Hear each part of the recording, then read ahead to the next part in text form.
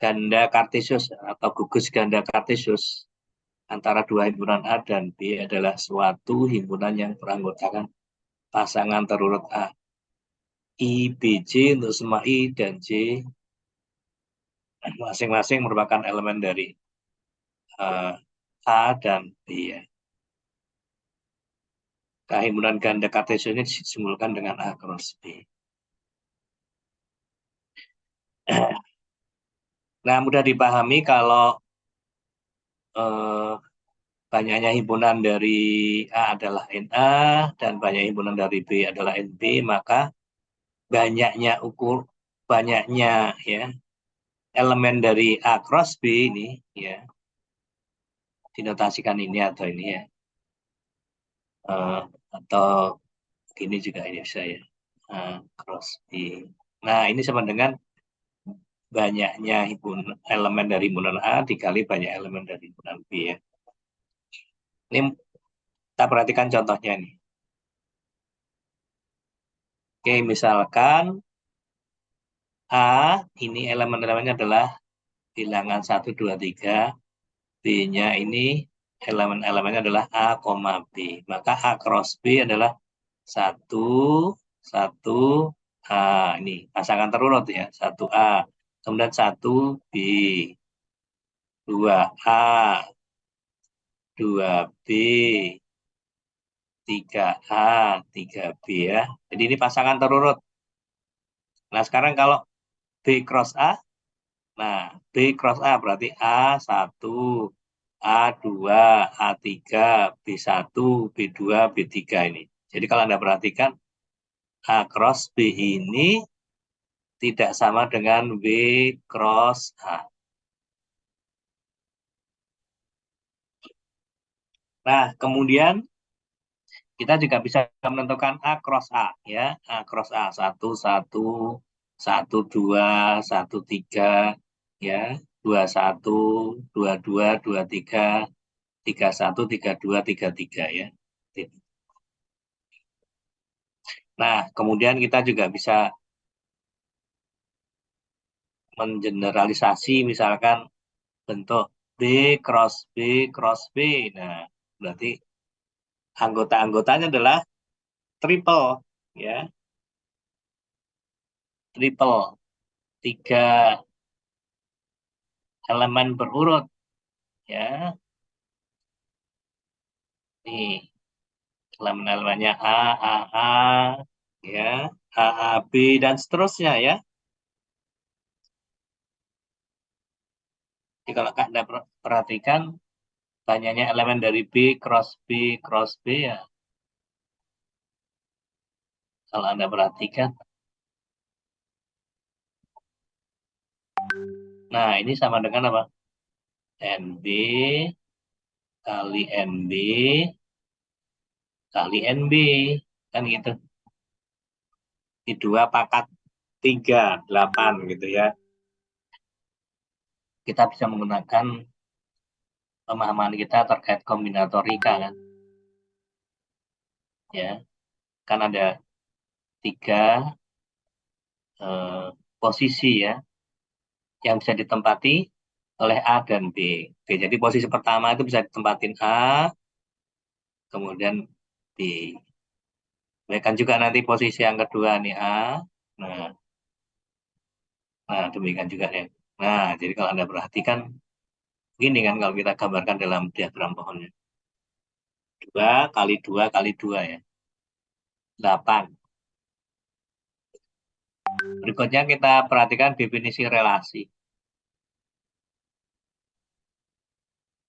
Relasi dari A ke B adalah himpunan bagian dari himpunan ganda kartesius A cross B. Ya. Jadi kita perhatikan, tadi kita sudah bisa menentukan misalkan A cross B dari himpunan A dan B. Nah, sembarang himpunan bagian dari A cross B itu disebut sebagai relasi dari A ke B. Contohnya,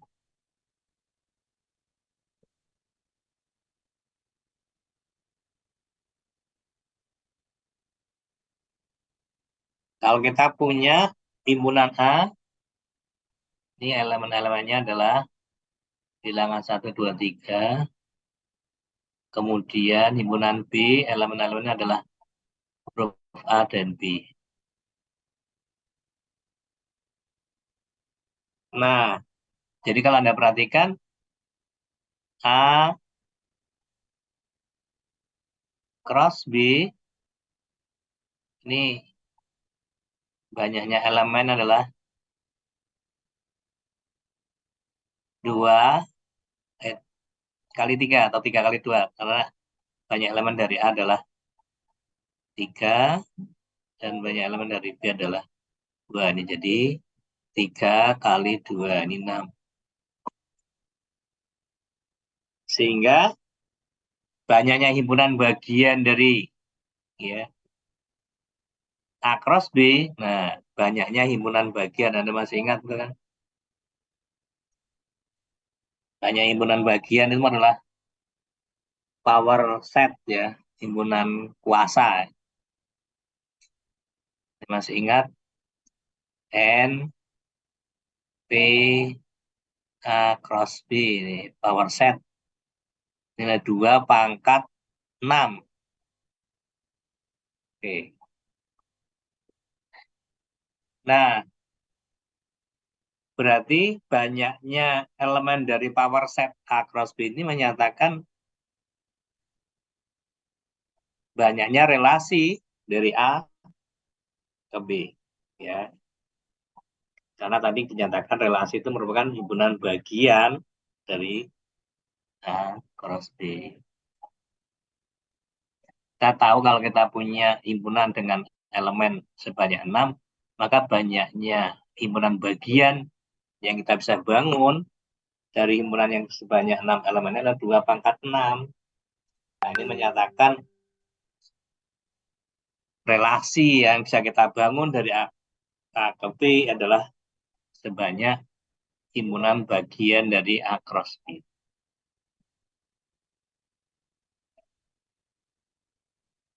Nah,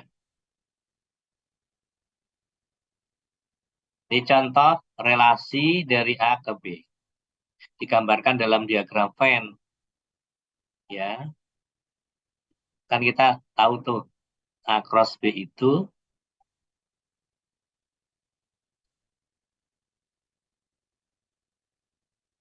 ada sebanyak tadi sebanyak 6 ya. 1A, 1B, 2A, 2B, 3A, 3B. Nah, ini ya cross B. Nah, sembarang himpunan bagian dari A cross B ini merupakan suatu relasi ya. Ya. Dan A cross B itu sendiri merupakan relasi dari A ke B. Nah, ini digambarkan dalam suatu diagram pohon ini. Ini A, ini B. Ya. Ini menyatakan 1A, 1B. 1A, 1B kan ada di sini nih. Nah, kemudian contoh yang lain, 1A, 3B ini ya. Oke, ini contoh relasi dari A ke B. Nah, nanti coba Anda kerjakan latihan pertemuan kelima ini ya, bagian pertama. Kemudian saya berikan satu petunjuk, ini untuk nomor 1 ini mudah. Nomor 2 ini begini nih, ini relasi yang terkait dengan fungsi sesungguhnya. Ini nanti saja deh, ini, oh tapi ya nggak apa-apa lah. Anda kan sudah mengenal persamaan lingkaran kan? Sudah belum? Persamaan lingkaran. Sudah kan waktu di SMA? Udah ingat nih persamaan lingkaran. X kuadrat plus Y kuadrat sama dengan R kuadrat. Ini persamaan lingkaran. Persamaan lingkaran berjari-jari R berpusat di 0, 0. Oke, ini kalau kita punya eh, daerah dalam ruang dimensi 2, nah, ini R. Oke, ini tempat kedudukan titik-titik pada lingkaran yang berjari-jari R berpusat di titik 0, 0.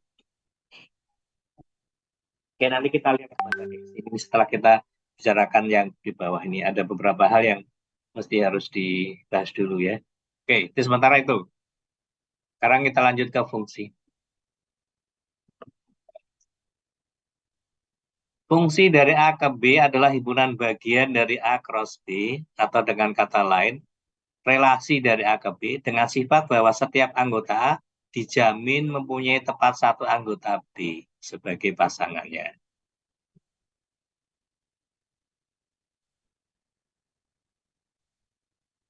Oke, sebagai contoh, nih, ini contoh fungsi dari A ke B. Setiap elemen dari A mempunyai tepat satu kawan di B ini. Satu kawannya tepat satu. Nah, dua kawannya tepat satu B. Tiga kawannya tepat satu B. Kemudian contoh yang lain, nih. Nah, kita juga bisa dapatkan itu ya. Nah, sekarang berapa banyak fungsi yang bisa kita bangun dari himpunan A yang beranggotakan 3 objek dan himpunan B yang beranggotakan 2 objek? Banyaknya fungsi yang bisa kita bangun ya, banyak fungsi yang berbeda nih. Contoh yang lain, contoh ini kan beberapa contoh nih. Ini yang pertama, ini contoh yang pertama. Ini contoh satu, contoh dua, contoh tiga, contoh empat. Nah, yang lainnya masih ada nggak? Atau kita coba tentukan berapa banyak fungsi yang bisa kita bangun dari A ke B yang seperti ini. Kan kita bisa lihat nih,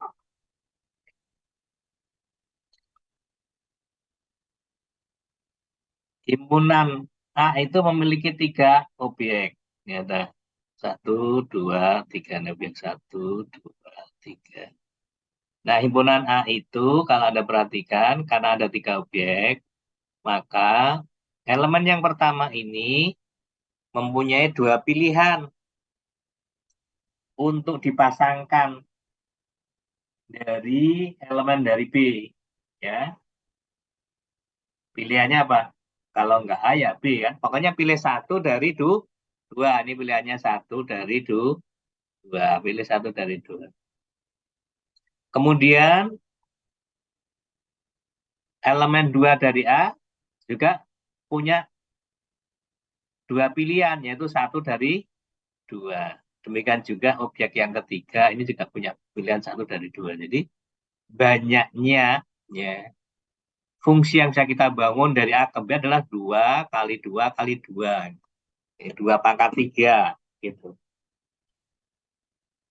Jadi dengan demikian kalau misalkan B itu memiliki 3 objek, maka himpunan yang saya, banyaknya fungsi yang bisa kita bangun dari A ke B adalah 3 kali 3 kali 3 gitu ya. 3 pangkat 3. Jadi kita menggunakan kombinatorika ya yang pernah kita pelajari di awal perkuliahan. Nah, kita bisa menentukan banyaknya fungsi dari A ke B. Nah, dengan demikian tentunya Anda bisa menentukan ya fungsi mana lagi dari A ke B gitu selain yang sudah diberikan pada diagram ini kan. Berarti kan masih ada 4 lagi tuh ya. Nah, coba nanti Anda tentukan. Nah, kemudian ada istilah domain, kodomain, dan range. Himpunan A ini disebut sebagai domain atau daerah asal dari fungsi F, disimbolkan dengan DF ini ya. Himpunan B disebut daerah kawan atau kodomain ya. Kemudian himpunan yang beranggotakan nilai-nilai dari fungsi, nah itu disebut sebagai range. Contohnya nih, kita punya fungsi ini dari A ke B ya. Setiap elemen dari A ternyata itu dikawankan ke A. Nah, semua elemen dari kodomain yang memiliki kawan di A itu disebut range ya. Jadi koleksi dari semua elemen dari B yang punya kawan di A itu range. Ini range-nya ini range. Ini range. Range atau wilayah atau daerah jelajah.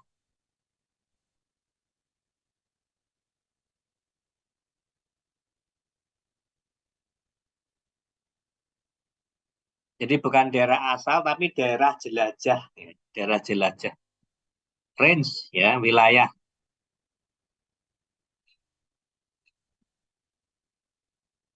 Oke. Nah, fungsi bisa kita gambarkan dalam ruang dimensi 2. Misalkan inilah fungsi dari eh, A ke B. Nah, maka sumbu yang mendatar ini menyatakan himpunan A, sumbu yang tegak ini menyatakan himpunan B. Sehingga kalau kita punya fungsi dari A ke B yang seperti dalam diagram ini, maka kita bisa lihat ini satu kawannya dua, ini di sini nih, satu kawannya. Kemudian dua kawannya empat di sini, tiga kawannya juga empat juga. Nah, ya titik-titik ini menyatakan suatu fungsi dari A ke B.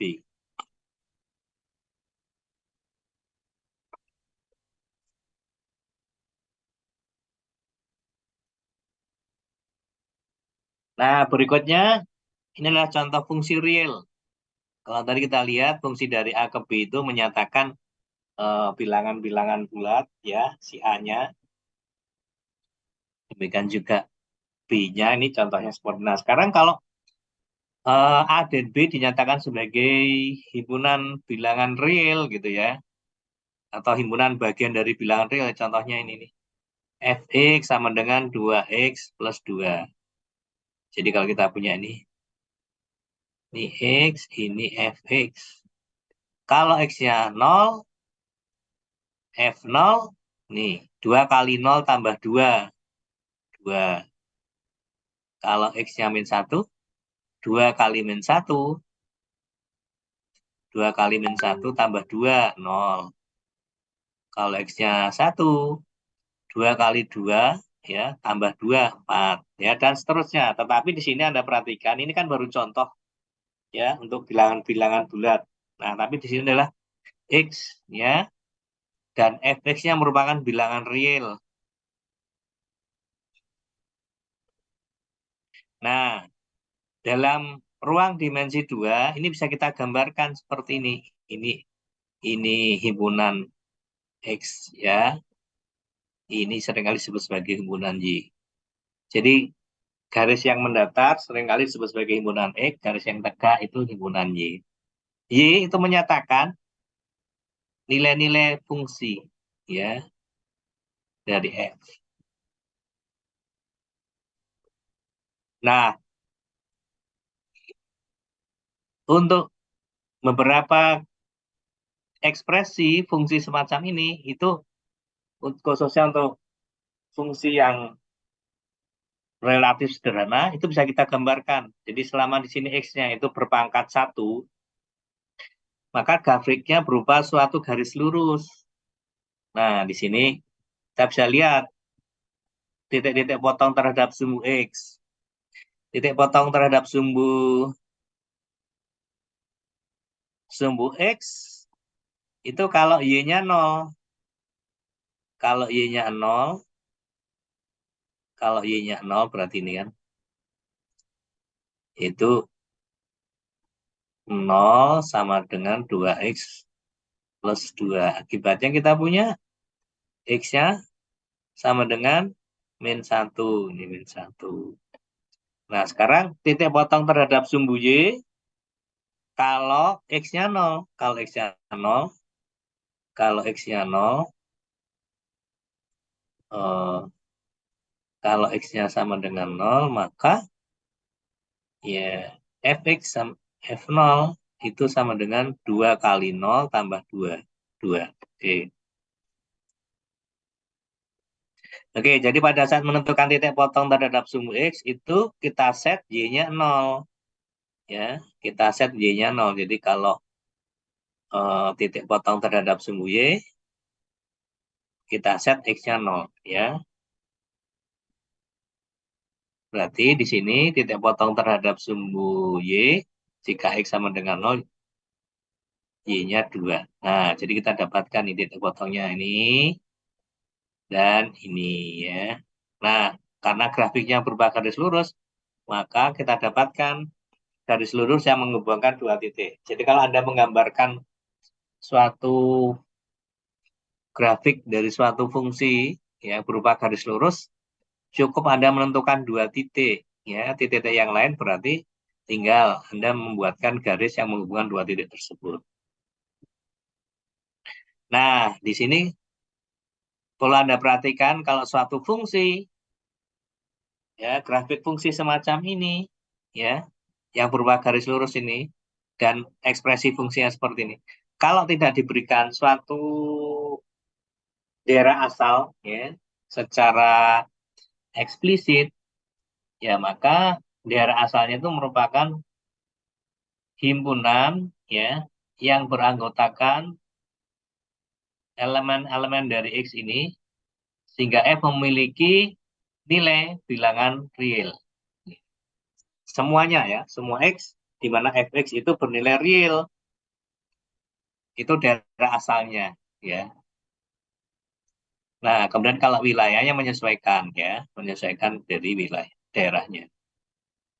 Ini contoh berikutnya nih. Grafik berikut adalah bukan grafik fungsi. Kenapa? Nah, tergantung. Bukan grafik fungsi dari mana? Dari X ke Y ya.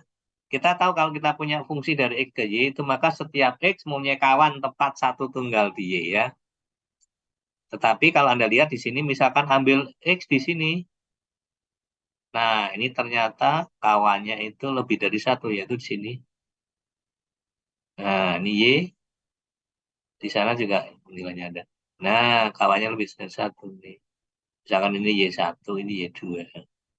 Nah, dalam hal ini X mempunyai kawan tidak tunggal. Jadi sesungguhnya kalau kita menyatakan fungsi, mesti harus secara eksplisit. Fungsi dari mana ke mana? Dari X ke Y, atau dari Y ke X. Nah, itu dua hal yang berbeda ya.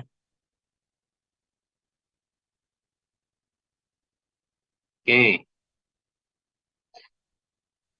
Tapi secara umum, kalau kita tidak menyatakan fungsinya dari mana ke mana, itu berarti dari X ke Y. Nah, berikutnya ini, bagaimana menentukan daerah asal, ya, dan daerah hasil, atau daerah jelajah, daerah hasil atau jelajah, atau range, ya, jelajah, atau range, dari suatu grafik. Daerah asal dari fungsi, ya, dari fungsi ini adalah semua ya titik-titik yang merupakan proyeksi grafik terhadap sumbu X. Nah, ini kalau kita lihat sorot, misalnya kita buat sorot lampu ini dari atas ke bawah, maka kita dapatkan bayangan ini, image ini.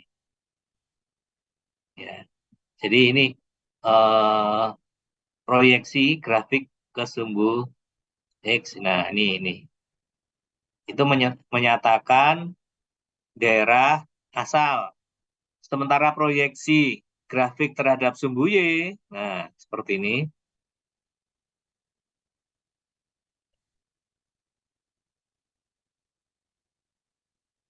Nah, proyeksi ke sumbu Y, nah ini kan, ini sana, sana, nah ini, terus kalau yang di sini ke sini. Nah, yang ke sini, nih, nah gini. Nah, proyeksi grafik terhadap sumbu Y itu merupakan wilayah atau daerah hasil atau daerah jelajah atau range ya. Oke, jadi kita dapatkan itu ya dengan menentukan eh, proyeksi ya terhadap sumbu X dan sumbu Y. Nah, sekarang kita lihat beberapa fungsi khusus, ada fungsi injektif, subjektif, bijektif. Nah, kita lihat definisinya.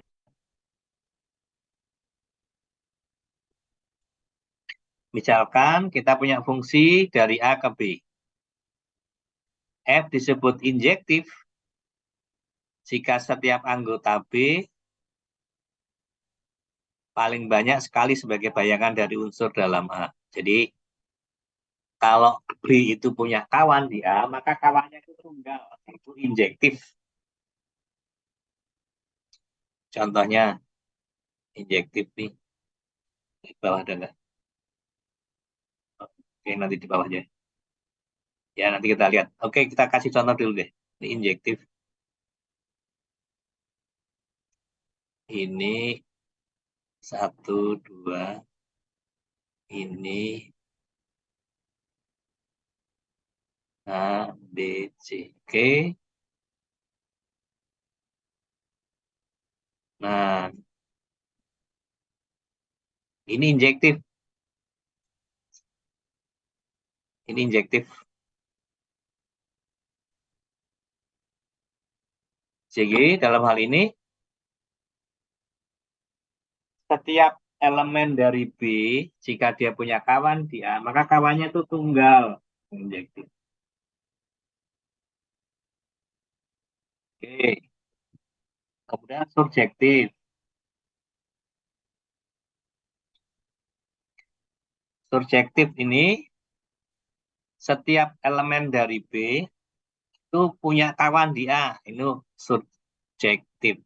Ya. Misalkan ini 1, 2, 3.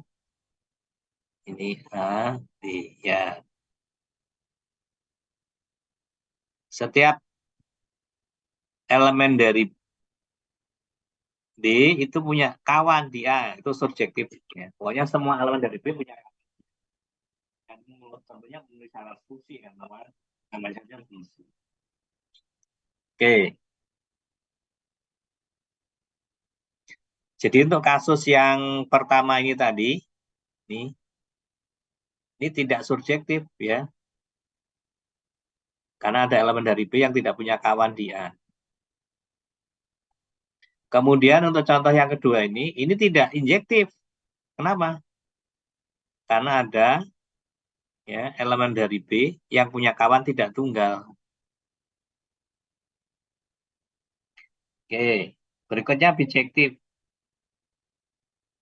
Fungsi dari A ke B disebut bijektif jika dia memenuhi syarat subjektif dan injektif. Sehingga dengan demikian, dia harus merupakan fungsi yang banyaknya elemen dari A dan B itu harus sama. Ya. Oke, ini jadi. Ya, sorry, maaf.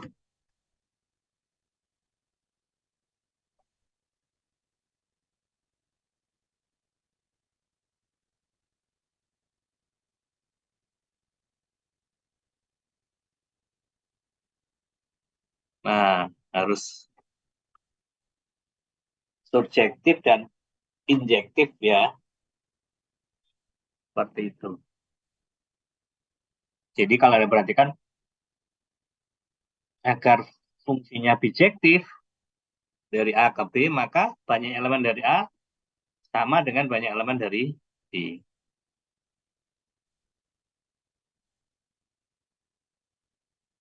Coba sekarang kita lihat dari gambar-gambar berikut, mana yang injektif, subjektif, dan bijektif. Nah, Anda lihat apakah yang A ini memenuhi syarat injektif. Kita ingat tadi, himpunan dari A ke B injektif jika setiap elemen dari B itu punya tepat satu kawan di A. Ini tidak kan? Jadi ini yang A ini tidak injektif. Subjektif, iya karena setiap elemen dari B punya kawan di A. Jadi ini subjektif. Jelas tidak bijektif ya, karena dia tidak injektif. Nah sekarang berikutnya, yang B. Ini jelas tidak injektif karena ada A punya kawan lebih dari satu. Surjektif, iya. Tetapi jelas tidak bijektif. Berikutnya,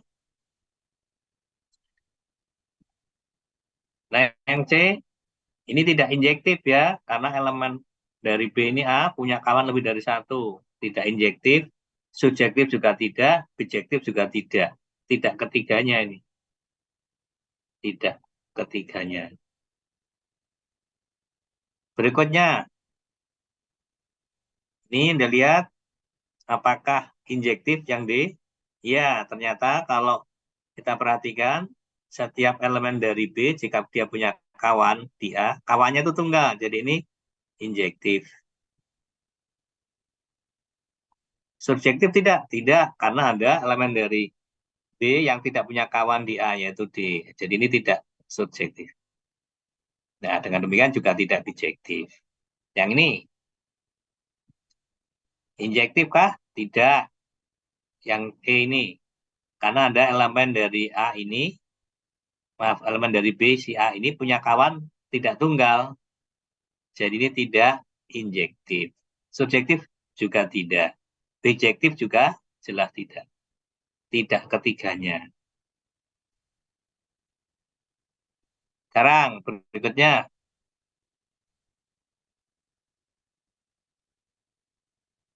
Nah, lihat nih. Ini fungsi kah yang F? Ini ada elemen dari A ini, dua ini, punya kawan tidak tunggal. Jadi dia bukan fungsi. Bukan fungsi. Kalau bukan fungsi berarti ya tidak mensyarat injektif, subjektif maupun bijektif. Yang berikutnya G. Ini juga bukan fungsi karena ada elemen dari A ini yang tidak punya kawan di A. Berarti ini juga bukan fungsi. Kalau bukan fungsi berarti ya tidak mungkin memenuhi injektif, subjektif maupun bijektif. Nah, yang berikutnya ini Anda lihat nih. Ini fungsi yang H ini injektif, ya injektif. Karena setiap elemen dari B punya kawan tunggal di A. Subjektif, ya karena semua elemen dari B punya kawan di A. Bijektif, iya. Oke, jadi ini ketiganya. Subjektif, injektif, dan bijektif ya. Jelas kalau bijektif itu memenuhi subjektif dan injektif. Gitu. Lanjut ke jenis-jenis fungsi. Ada istilah fungsi konstan. Fungsi konstan ini adalah fungsi yang nilainya tetap. Artinya untuk setiap X, nilainya itu sama. Contohnya ini nih, fx sama dengan 4. Artinya untuk setiap X bilangan real, nilainya selalu saja 4. Misalkan F0, 4. F1, 4. F setengah, juga 4.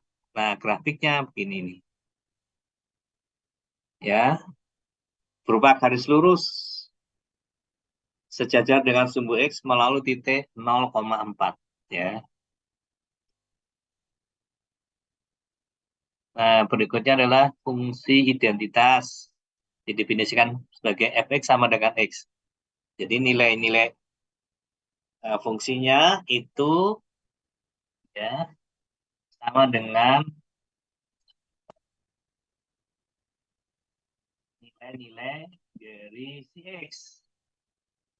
Ya, jadi kalau kita lihat ini F1, 1, F0, 0, F setengah, setengah gitu ya. Grafiknya ini berupa garis lurus melalui titik 00 ya. Nah, ini kalau misalkan di sininya 1, di sini juga 1. Nilai fungsinya sama. Oke. Grafiknya berupa garis lurus seperti ini. Tampak. Gambar grafiknya mudah. Mau titik 00 kan, karena X, kalau X-nya 0, Y-nya kan 0. Nah, jadi melalui titik 00 dan melalui titik 1,1, ya, tinggal digambarkan saja grafiknya ya, berupa garis lurus. Berikutnya fungsi polinomial.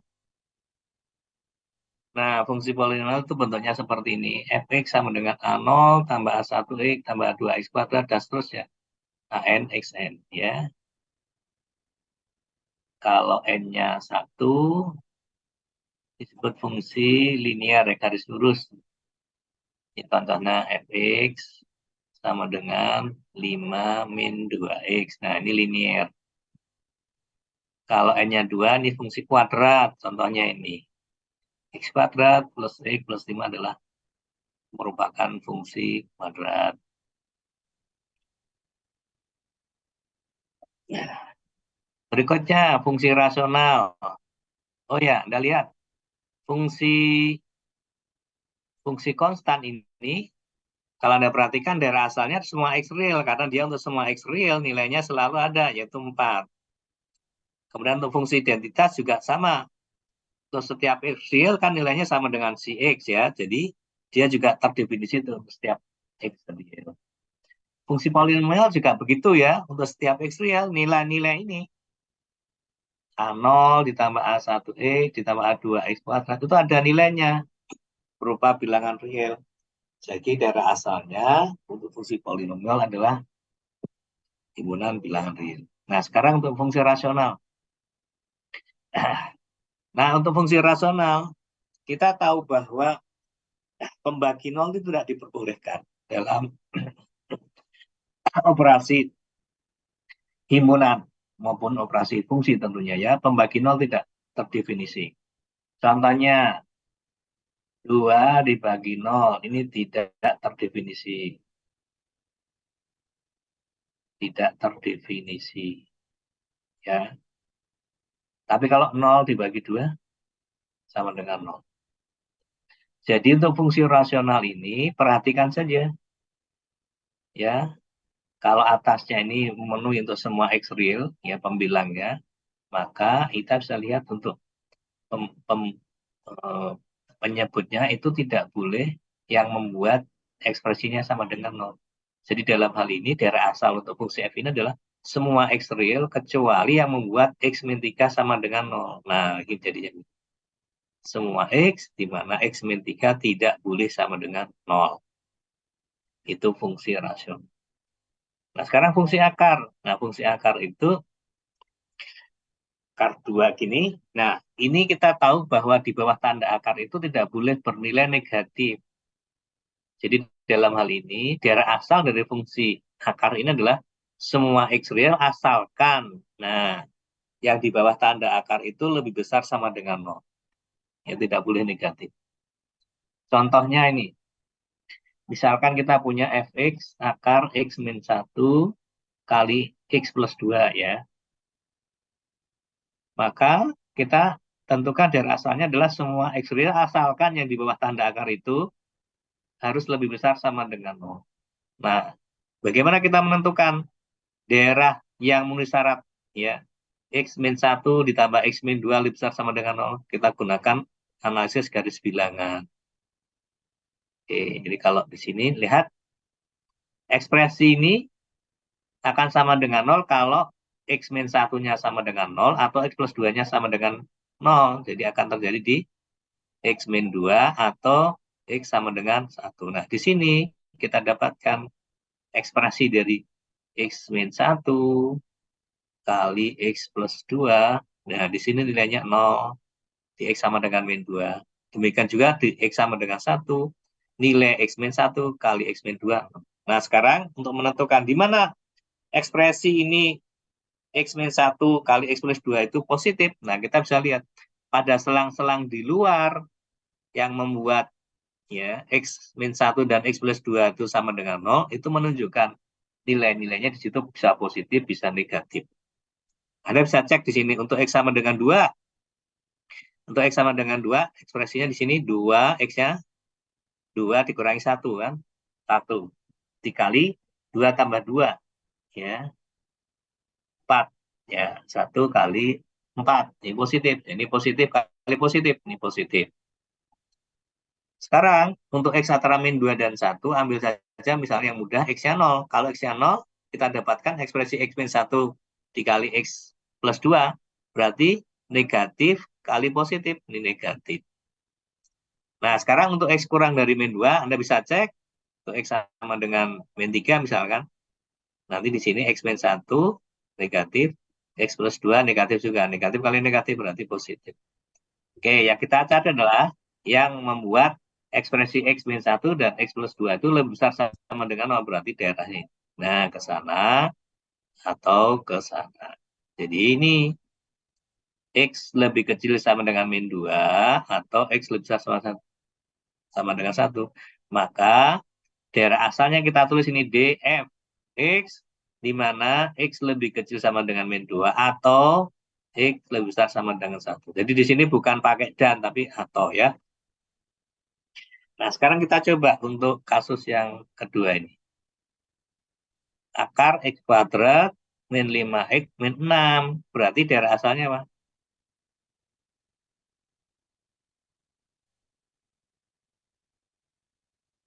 X real di mana apa? X kuadrat min 5X min 6 lebih besar sama dengan 0. Oke. Nah, kita lakukan analisis terlebih dahulu. X kuadrat min 5X min 6. Bisa kita faktorkan nggak? X kuadrat min 5X min 6. Kita cari yang membuat ekspresi ini sama dengan 0. Kita lihat, ternyata bisa kita faktorkan. X min 6 kali X plus 1 sama dengan 0. Jadi,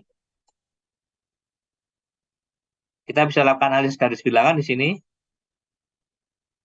Ekspresi persamaan ini terpenuhi untuk X sama dengan min 1 atau X sama dengan 6. Nah, dengan analisis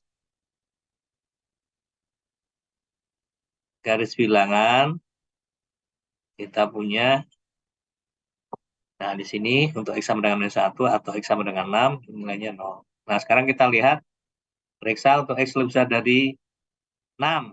Ambil X-nya 7. Nah, 7 kuadrat dikurangi 5 kali 7, 35, dikurangi 6. Ini akan positif nilainya. Kemudian untuk selang antara min 1 dan 6, kita periksa untuk X sama dengan 0. Nah, X sama dengan 0, kita dapatkan nilainya minus. Oke. Dengan cara yang sama, bisa kita cek untuk X kurang dari min 2. Ambil misalkan, sorry kok min 2, min 1 kurang dari min 1 mah. Ambil X sama dengan min 2. Hasilnya akan positif. Nah, yang kita cari adalah yang ini.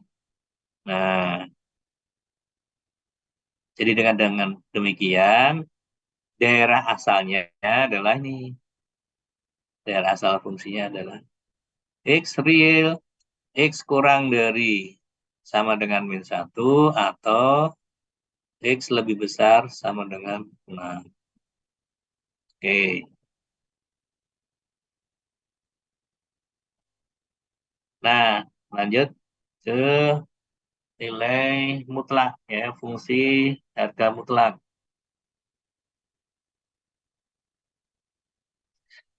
Nah, dalam hal ini nilai fungsi mutlak itu nilainya tidak pernah negatif atau nol ya. Didefinisikan begini, nilai mutlak dari GX ini bernilai GX untuk semua GX lebih besar sama dengan nol. Nah, kemudian bernilai minus GX kalau GX-nya kurang dari nol. Ini contohnya, misalkan nilai mutlak 4. 4 itu kan positif, jadi nilainya sama dengan 4. Nilai mutlak min 4, nilai mutlak min 4 kan, min 4 itu negatif di sisi posisinya ya. Jadi nilainya adalah minus, minus 4 sama dengan 4. Nilai mutlak 0, nah 0 ini terletak di sini. Nilainya lebih besar sama dengan 0. Nah, begitu. Oke, jadi kalau yang di dalam tanda nilai mutlak itu negatif, berarti nilainya dikalikan min 1. Tapi kalau udah positif, ya sudah, itu berarti nilainya. Ini contoh fx nilai mutlak x. Nah, x. Berarti Anda lihat di sini, nilai mutlak X, nilainya sama dengan X, kalau X-nya lebih besar sama dengan 0. Sama dengan min X, kalau X kurang dari 0. Jadi ini Anda lihat nih. Untuk X yang besar sama dengan 0, grafiknya sama dengan X. Y sama dengan extension. Nah, ini. Kalau X kurang dari 0, grafiknya ke sana nih. Nah, Anda bisa cek ini nilai mutlak, nilai mutlak, nilai mutlak, nilai mutlak 1 sama dengan 1. Jadi kalau X-nya 1 di sini, nilai Y-nya 1. Nih. Nilai mutlak min 1 sama dengan 1 juga. Ini. Nah, nah, oke. Jadi grafiknya itu asimetris ya terhadap sumbu Y.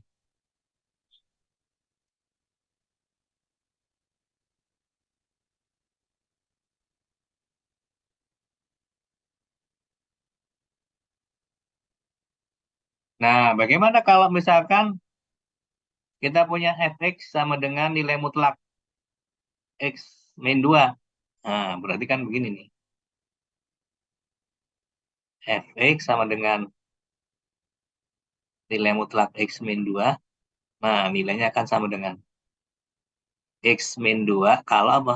X min 2 lebih besar sama dengan 0. Sama dengan minus x min 2 kalau apa? X min 2 kurang dari 0. Sehingga kalau kita nyatakan secara lugas ini sama dengan x min 2 kalau x-nya lebih besar sama dengan 2. Nah, ini dari sini kita turunkan x lebih besar sama dengan 2.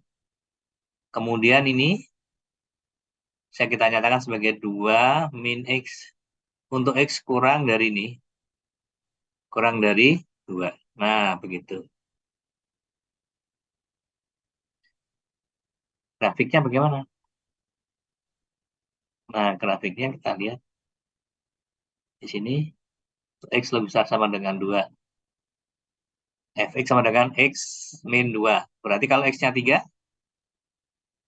X-nya 3, Y-nya 1. Hmm. Nah, jadi ini. Oke. Kalau X-nya 0, kalau X-nya 0 berarti posisinya kan ini kurang dari 2. Yang sama dengan ini 1 ya. Ini 2. Oke. Jadi kalau X-nya 0, Y-nya 2 nih grafiknya.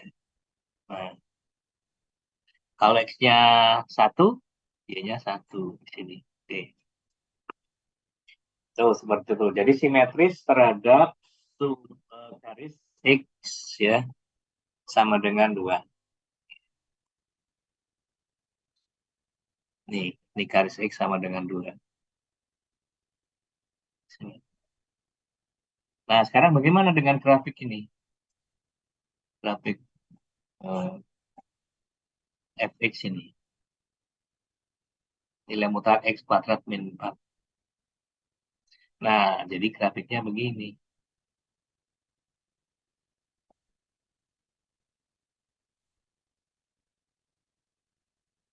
Nah, sama dengan x kuadrat min 4 kalau x kuadrat min 4 itu lebih besar sama dengan 0. Sama dengan minus x kuadrat min 4 kalau x kuadrat min 4 kurang dari 0. Nah, ini. Nah, nanti kita breakdown ini ya. Di mana posisi x kuadrat min 4 lebih besar sama dengan 0. Ini kalau kita teruskan nanti jadi begini nih. X kuadrat min 4. Nah, kapan X kuadrat min 4 lebih besar sama dengan 0? Anda bisa lihat tuh. Kapan X kuadrat min 4 sama dengan 0? Kalau X-nya plus minus 2 kan? Gitu ya. Plus minus 2. Jadi nanti posisinya kalau Anda lihat, untuk X lebih sama dengan 2, atau X lebih kecil dari min 2. Nah, X kuadrat min 4 itu lebih besar sama dengan 0. Jadi sini X lebih besar sama dengan 2 atau X kurang dari sama dengan min 2. Sementara kapan X kuadrat min 4 sama dengan lebih kecil dari 0 itu kalau X-nya lebih besar dari 2 atau lebih besar dari min 2, maaf, kurang dari 2.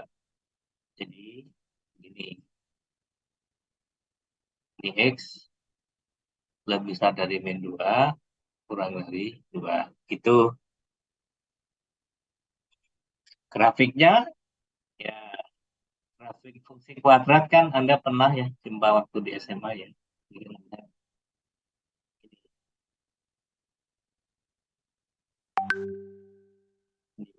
dua, oke, X kuadrat min 4. Nah, nanti begini nanti. Nah, untuk X lebih besar sama dengan 2. Untuk X kurang dari sama dengan min 2 begini. Nah, sementara untuk X antara min 2 dan 2 itu grafiknya ini. 4 min X kuadrat. 4 min X kuadrat. Ya, untuk X sama dengan 0, dia nilainya 4 sini Y-nya. Nah, begini. Nah, begini nih grafiknya. Jadi, kalau Anda perhatikan, ya, semua nilai-nilainya itu tidak pernah negatif. Semuanya positif atau 0.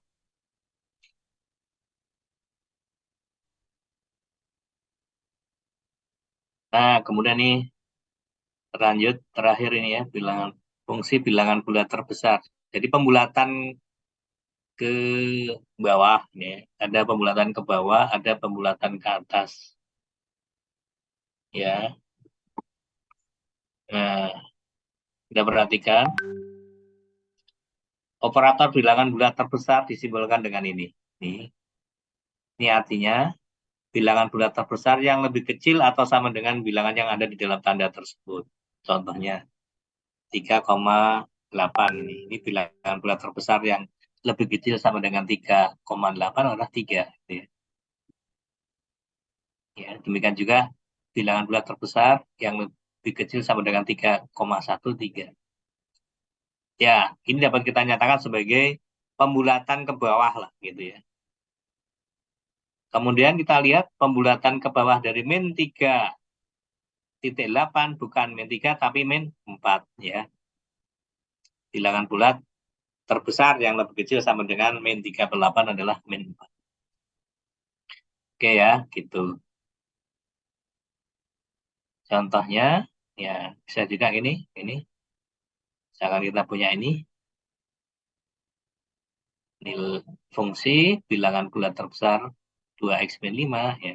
Jika x sama dengan 2,1, berarti 2,1 kali 2, 4,2 dikurangi 5, minus 0,8. Nah, di sini bilangan bulat terbesar ya, adalah min 1. Atau pembulatan ke bawahnya adalah min 1 ya. Hal yang sama untuk X sama dengan 4/3. Jadi prinsipnya pembulatan ke bawah. Nah, sebaliknya fungsi bilangan bulat terkecil itu didefinisikan sebagai bilangan bulat terkecil yang lebih besar atau sama dengan bilangan yang ada dalam tanda tersebut. Jadi pembulatan ke atas ini. Contohnya pembulatan ke atas dari 3,84. Pembulatan ke atas dari min 3,8 ya, min 3 ya, dan seterusnya. Oke. Nah, nanti Anda kerjakan latihan pertemuan kelima, nanti saya kasih petunjuk mana saja yang harus Anda kerjakan. Coba sekarang kita lihat dulu nih beberapa contoh. Nomor 1 ini, kita lihat untuk menentukan daerah fungsi berikut ya. Nah, untuk fungsi yang 1A ini, di sini dalam hal ini penyebutnya tidak boleh 0. Ya, jadi pembagi tidak boleh 0. Jadi daerah asalnya di sini adalah semua X, di mana X min 1 tidak boleh 0. Atau X plus 2 juga tidak boleh 0. Sehingga kalau kita teruskan, kita punya X tidak boleh sama dengan 1, atau X tidak boleh sama dengan min 2. Nah, ini daerah asal dari untuk fungsi 1A.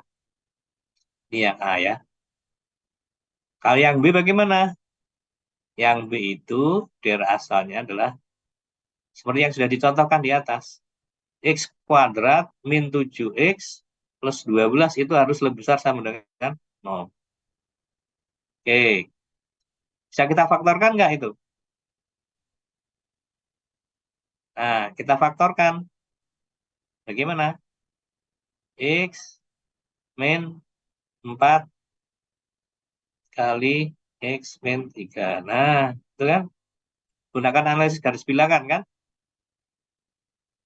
Analisis garis bilangan. Ini 3, 4. Untuk X lebih besar dari 4, nilainya positif. Kurang dari 3 itu positif. Antara 3 dan 4 itu negatif nih. Ya. Yang kita cari yang positif. Jadi yang ke sana. Jadi DF. Daerah asalnya ini DF. Nah, ini X kurang dari sama dengan 3 atau X lebih besar sama dengan 4. Nah, itu untuk yang B. Nah, untuk yang C nanti Anda coba kerjakan. Dalam hal ini, untuk yang C, itu daerah asalnya, semua X real yang di bawah tanda akar itu, X min 2 kali X plus 1 itu harus lebih besar sama dengan 0. Dan ditambahin ini, penyebutnya itu ya X kuadrat plus X min 6 tidak boleh 0. Karena pembagi tidak boleh. Nah, nanti cari yang memenuhi syarat keduanya ini.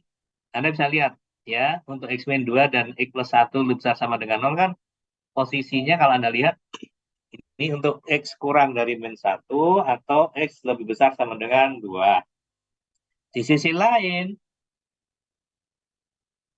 pembaginya atau penyebutnya tidak boleh 0. Jadi X kuadrat plus X min 6 tidak boleh 0. Di mana terjadi X kuadrat plus X min 6 itu sama dengan 0, ya Anda bisa faktorkan itu. X kuadrat plus X min 6 itu kan sama dengan X plus 3 kali X min 2 ya. Jadi ekspresi penyebut itu akan sama dengan 0 kalau X-nya min 3 dan X-nya 2. Itu. Jadi dengan demikian, daerah asal untuk C itu tidak boleh ya X sama dengan min 3 ya, dan juga X tidak boleh sama dengan 2. Nah, kemudian nanti diinterseksikan dengan ini. Di bawah tanda akar itu harus lebih besar sama dengan 0. Nanti kamu cari ya, coba. Nanti Anda kerjakan. Nah, yang lain-lain, nah ini memang butuh kejelian untuk menggambar grafik fungsi ini ya. Saya berikan satu contoh saja untuk fungsi bilangan bulat terbesar ya. Yang lain-lainnya nanti Anda coba. Nanti saya pilihkan mana saja yang harus Anda kerjakan. Nah, contoh begini nih. Untuk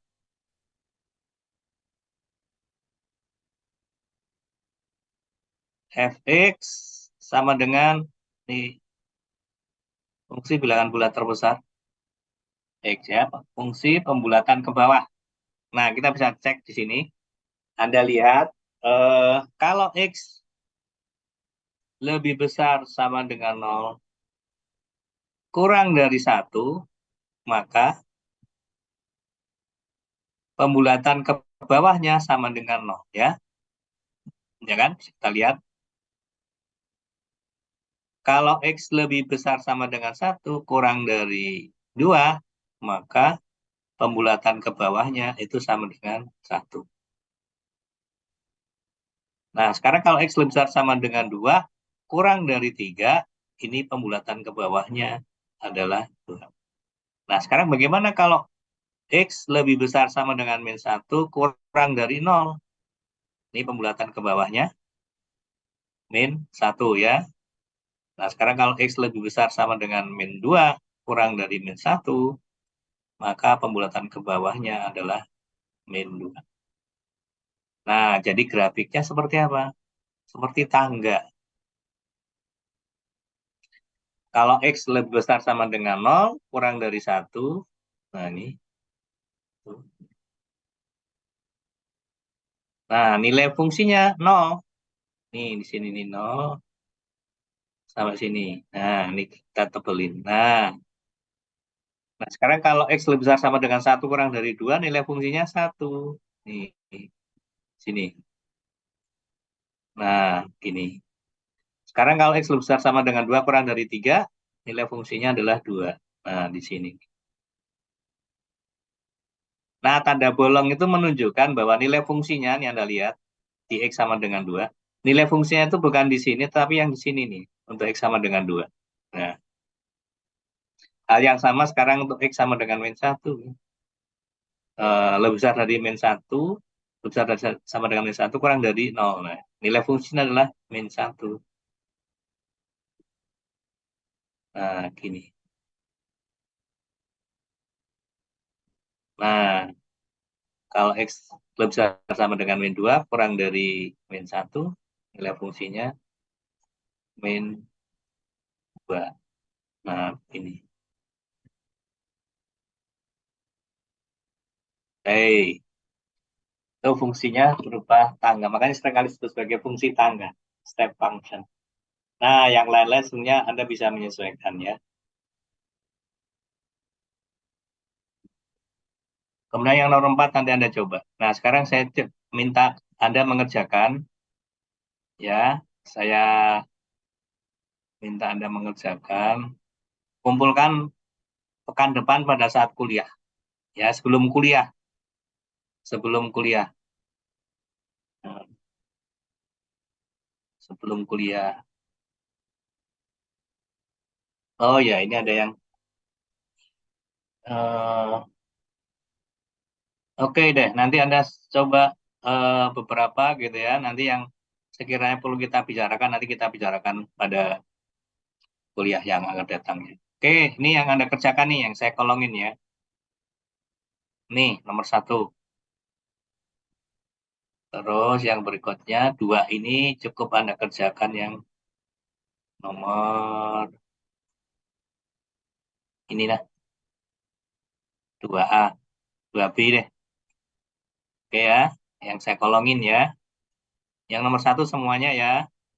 Ini 1A, 1B, 1C ya. Yang nomor 2, 2A, 2B. Sekarang berikutnya,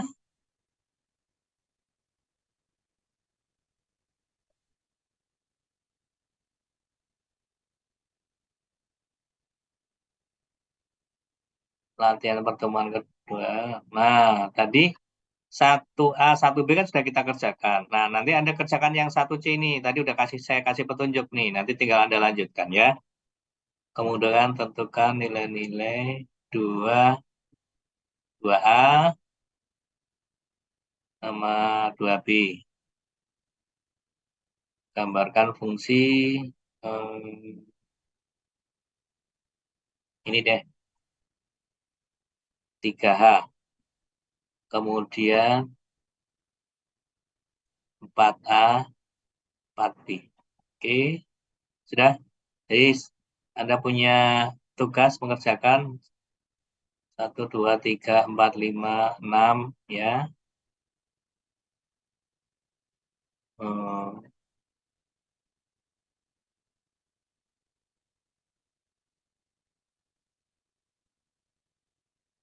7, 8, 9, 10, 11 ya. Anda kerjakan sekarang, Anda kan bisa kerja tuh bersama-sama, mungkin tidak dalam satu ruangan ya. Kalau dalam satu ruangan ya bisa, nggak perlu menggunakan internet gitu ya. Nah, kalau Anda bekerja di ruangan yang berbeda, ya gunakan Zoom, apapun ya terserah. Yang penting harus Anda kerjakan. Ya, kerjakan ini mandiri sifatnya ya, tetapi Anda boleh bekerja sama ya untuk mengasah ya, mengasah kemampuan Anda. Oke, nanti ini hasil coret-coretannya akan saya kirimkan ke Anda. Sampai di sini kuliahnya. Ada pertanyaan?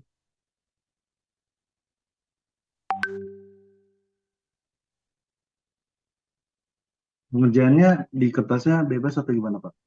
Bebas kertasnya. Ya, Pak.